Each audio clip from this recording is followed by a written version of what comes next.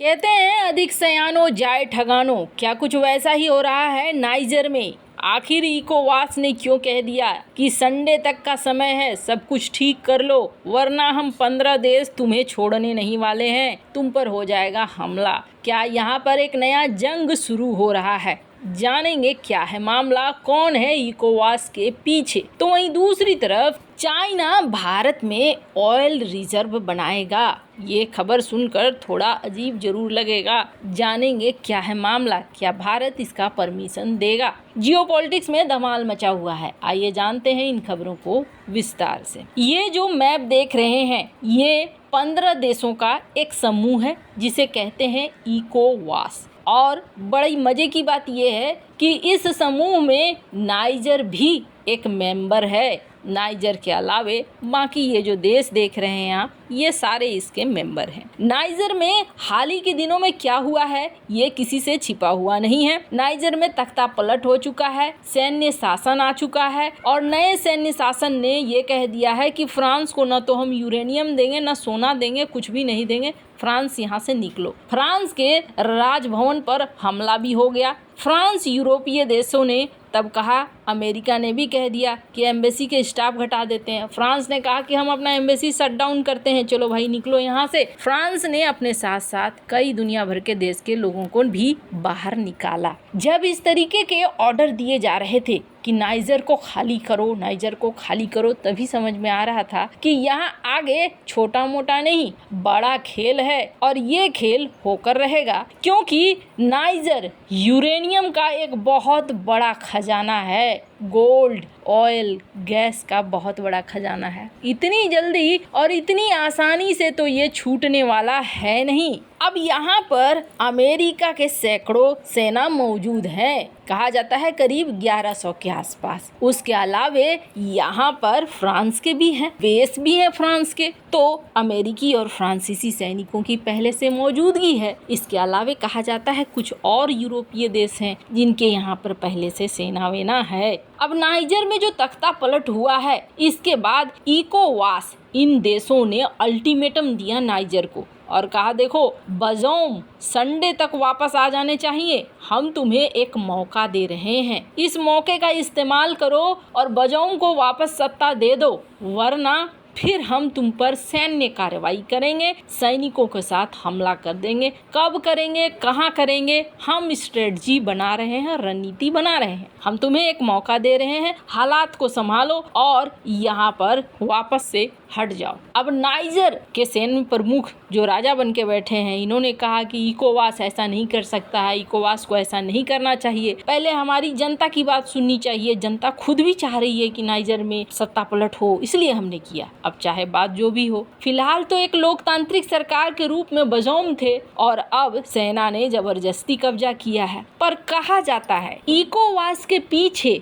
पश्चिमी दुनिया का सपोर्ट है। जहां तख्ता पलट के पीछे कहा जाता है रूस का सपोर्ट है, तो वहीं इकोवास के पीछे पश्चिमी दुनिया का सपोर्ट बताया जा रहा है। अब कारण कुछ भी हो, ये एक नया सीरिया न बन जाए जहां सारे देश अपनी अपनी प्रैक्टिस करने लगे। दो देशों की लड़ाई कहीं इन लोगों को आपस में ही न मरवा दे। खैर, ये तो आने वाले वक्त में पता चलेगा कि आगे क्या होता है। क्या संडे को वापस बजौम को सत्ता मिलती है या फिर यहाँ पर युद्ध शुरू होता है। जहाँ एक तरफ ये सब कुछ हो रहा है, तो वहीं दूसरी तरफ एक बड़ी अजीब सी खबर आ रही है। सबसे पहली बात ये है कि ये लिस्ट देखिए, इस लिस्ट में आपको कुछ चीजें दिखेगी और थोड़ा सा गुस्सा भी आएगा कि हम इतने दिनों तक क्या कर रहे थे, हमारी सोच कहाँ पर थी, हम क्यों अटके पड़े थे। ग्लोबल एसपीआर रिजर्व कैपेसिटी ये मिलियंस बैरल के हैं। अमेरिका के पास करीब 714 मिलियन बैरल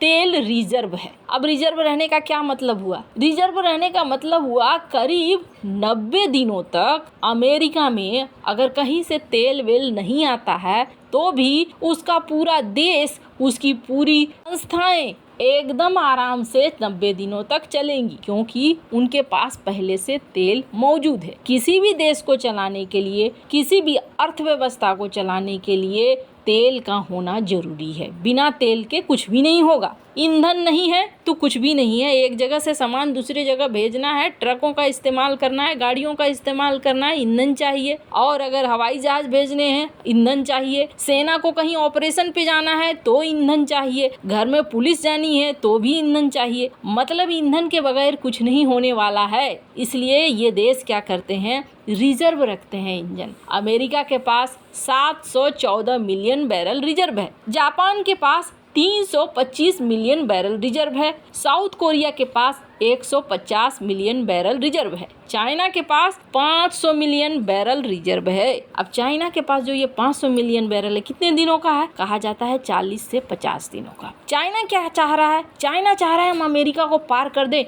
90 दिनों से ज्यादा का हमारे पास तेल हो। यानी अगर जंग के हालात बने ना, तो हम 90 दिनों तक तो कम से कम जंग को आराम से खींच ले। स्पेन के पास भी 120 मिलियन बैरल का रिजर्व है, पर भारत के पास 38 रिजर्व हैं। भारत के पास बहुत कम है। तो भारत इतने दिनों तक क्या कर रहा था? भारत को भी तो इस तरीके के रिजर्व बनाने चाहिए ना। तो भारत पीछे के सालों में क्या कर रहा था वो तो नहीं पता है, लेकिन हाँ, इधर के सालों में भारत ने बहुत ज्यादा कोशिश की कि हमारे यहाँ पर भी रिजर्व बढ़े। इसके लिए हमने देखा कि जो नमक के खदान थे वहाँ पर भी बात हुई कि हम ऐसा करते हैं, नमक निकालने के लिए तो खोदते ही हैं बड़े बड़े गड्ढे, इसमें हम तेल रिजर्व करेंगे। इसके अलावे मंगलोर में भारत 5.5 मिलियन बैरल का तेल ला रहा है कि हमें फिल करना है यहाँ पर जो हमारे स्ट्रेटेजिक रिजर्व हैं, पर भारत में फिर भी देर होती है। इसका कारण देख लीजिए।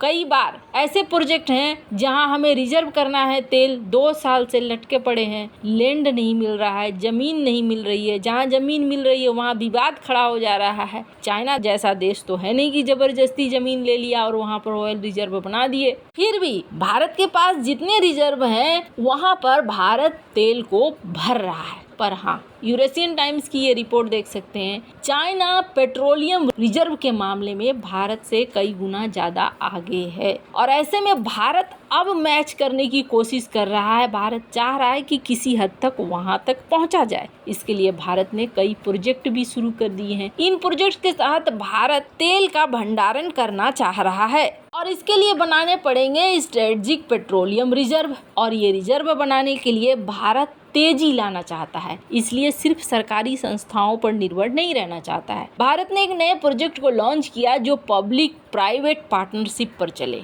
और इसके लिए कंपनियों को बुलाया कि हमारी भी भागीदारी रहे, तुम्हारी भी भागीदारी रहे, और हमारे यहाँ तुम रिजर्व बनाओ और हम जब चाहेंगे उस तेल का इस्तेमाल कर सकते हैं। अब इसी क्रम में चाइना की दिग्गज कंपनी है पेट्रो चाइना ने कहा है हम भी अप्लाई कर रहे हैं, आप हमें भी मौका दीजिए, हम आपके यहाँ ऑयल रिजर्व बनाएंगे। और इसकी जानकारी खुद संसद में दी गई हमारे मंत्री के द्वारा। भारत उसे हाँ करता है या ना करता है ये तो आने वाले दिनों में पता चलेगा। अगर भारत हाँ भी करेगा तो बहुत सारे नियम कानूनों के बाद ही करेगा। वैसे आपको क्या लगता है, भारत को क्या करना चाहिए? कमेंट कर अपनी राय जरूर बताएं। जल्द मिलते हैं अगले वीडियो में नई खबर के साथ।